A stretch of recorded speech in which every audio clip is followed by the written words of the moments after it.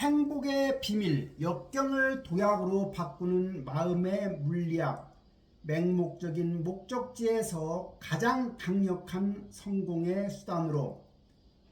신화가 있습니다. 행복은 성공한 뒤에 찾아오는 목적지이자 보상이라 합니다. 현실은 행복은 수단입니다. 성공과 문제 해결을 위한 가장 강력하고 절대적인 도구이지요. 마음의 근력과 회복 탄력성, 리실리언스입니다. 단순히 참고 견디는 상태, 즉 바닥에 부딪혀 멈추는 것이 바로 회복 탄력성이 없는 겁니다. 역경을 딛고 도약의 발판으로 삼는 능력, 즉 충격이 클수록 더 높이 튀어오르는 1대2 법칙이 바로 회복 탄력성인 겁니다.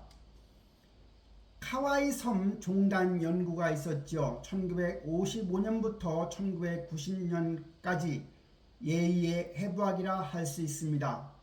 신생아 800명을 대상으로 1955년 카와이 섬에서 한 연구입니다. 고위험군 201명, 즉 범죄자이거나 알코올 중독자 부모 등이었습니다. 기적의 생존자 72명 있었죠. 고3 기준으로 훌륭하게 성장한 사람이었다고 합니다. 마이클이라고 하는 사람의 사례를 보면 이는 16세 모친, 19세 부친이 2kg의 미숙아를 낳았지요. 10세 때 모친은 야반 도주하고 조부와 부친의 잦은 싸움이 있자 결과적으로 이 마이클이 커서 SAT 상위 1%에 들었다고 합니다. 뿐만 아니라 4년 연속 학생회장을 했고 전액 장학금을 받았다고 합니다. 72명의 기적을 만든 단 하나의 공통점이 있다고 합니다. 바로 경험적 차원의 절대적 버팀목이 있었다는 거지요.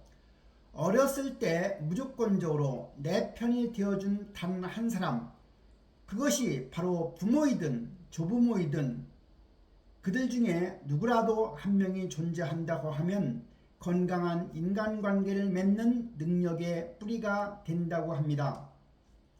인간관계 엔진입니다. 바로 사랑과 존중의 매트릭스이지요. 수평축은 존중이 커가는 상태고 수직축은 사랑이 커지는 상태라고 했을 때 진정한 소통 능력이라 함은 즉 사랑과 존중을 동시에 주고받는 궁극의 상태이지요. 애완견의 관계는 즉 사랑은 높지만 존중은 낮은 상태입니다. 바로 일방적인 애정이나 소통의 부재인 거지요. 존중도 낮고 사랑도 낮은 단계가 바로 경멸과 이혼이지요. 파국의 지름길이라 할 수가 있습니다. 존중의 힘입니다. 이혼의 수학이 증명한 진실이죠.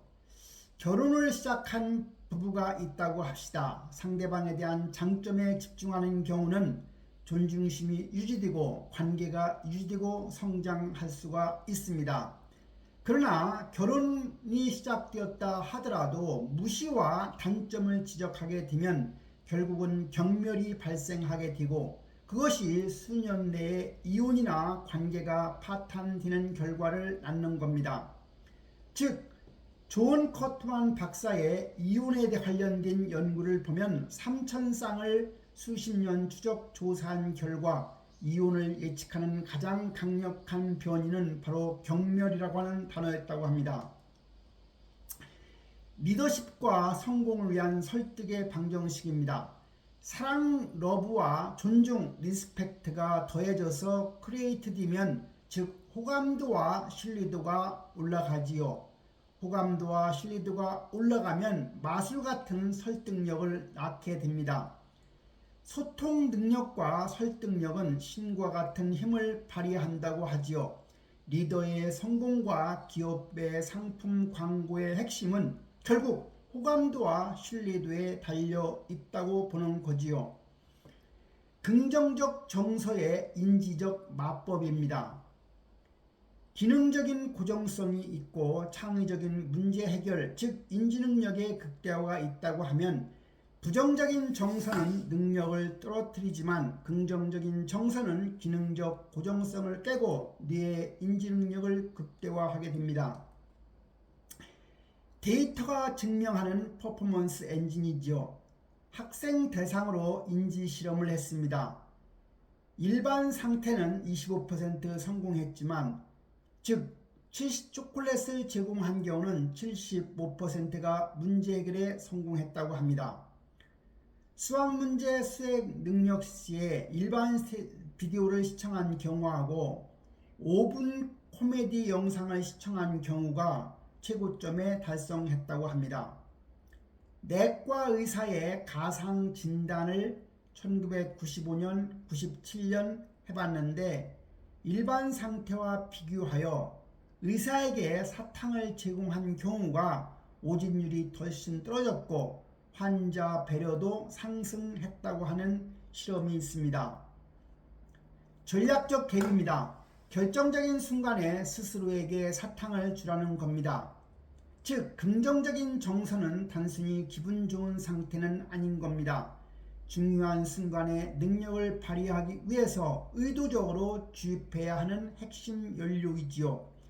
다시 말하면 우리가 살다가 스트레스를 받게 되는 스트레스 포인트에서 능력이 극대화되느냐 능력이 저하되느냐 하는 것은 결국은 스스로에게 사탕을 주라는 거지요. 마음의 근력 훈련법입니다. 첫 번째 단계는 자율성, 스스로 목표를 잘 설정하는 거지요. 두 번째 단계는 자발성이고요. 억지로 하는 필수 과목이 아닌 게임처럼 즐기는 상태여야 할 겁니다. 스텝 3 세 번째는 마음의 근력 강화이지요. 즉 회복 탄력성의 극대화입니다. 몸의 근력처럼 마음의 근력, 즉 회복 탄력성도 정도의 차이가 있으며 체계적인 훈련으로 키울 수가 있는 겁니다. 행복과 탄력성을 구축하는 3대 메커니즘입니다. 첫째는 감사하기죠. 긍정적 정서의 기반이 되는 겁니다. 두 번째는 규칙적인 운동입니다. 신체적 움직임이 정신 건강을 직관적으로 강화한다고 합니다. 세 번째는 봉사하기입니다. 이타적 행동을 통한 행복감의 증진이지요.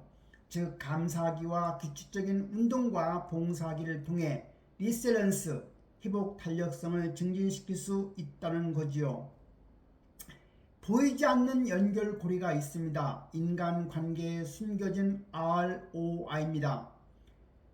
첫째는 건강한 인간관계가 중요하지요. 인터퍼스널 스킬입니다. 두 번째는 신체적인 건강입니다. 피지컬 헬시, 즉 심장병 확률을 훨씬 더 줄일 수가 있습니다. 세 번째는 사회적인 성공입니다. 석세스죠. 남성과 아버지의 고립주의를 경고할 필요가 있습니다. 친밀한 관계를 맺지 못하면 외로움은 가장 큰 리스크라 합니다. 결론은 행복 패러다임의 완성은 행복은 권리가 아니라 의무라는 거지요. 내 안에 최고의 능력을 발휘하고 사랑과 존중을 나누기 위해서 긍정적 정서를 선택하는 겁니다. 그것이 우리의 가장 위대한 의무입니다.